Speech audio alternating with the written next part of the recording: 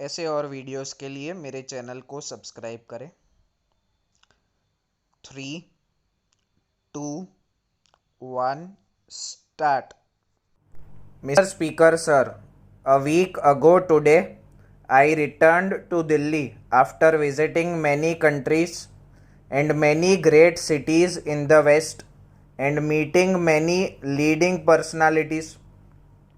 I tried to understand the great movements that were taking place there and the thoughts that were passing in the minds of people.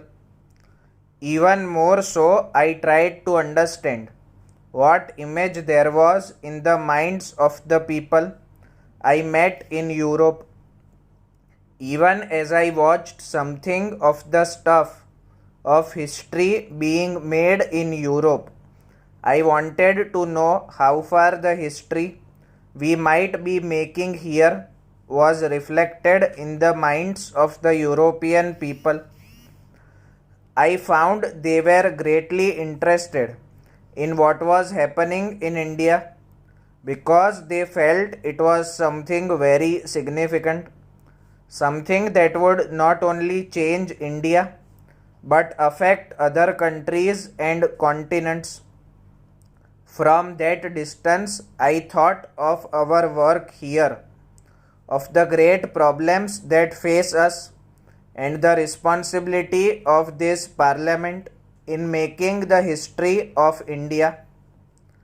Another thought that struck me as I travelled from country to country was how the old frontiers gradually had less and less meaning. Within an hour or two, I travelled from the capital of one great country to the capital of another. It seemed to me that despite the many unsolved problems and conflicts, the idea of national frontiers had become less and less important in the modern scheme of things. I mention this because here we are considering, with great heat and passion, not the frontiers of nations, but the borders inside the nation, between two states or provinces. If the frontiers of nations have become relatively less important than they were, and if in the course of a few years they may almost be ignored for many matters, how much less important are these problems of state boundaries which we are considering?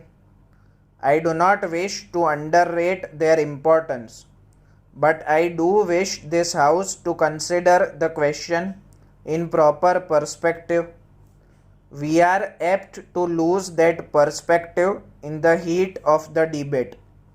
I know that this question and this bill and its provisions have moved people strongly and deeply, and that even now there is a great deal of feeling about them. I do not suppose that the most ideal of solutions could possibly have been pleasing to all one parts to the dispute.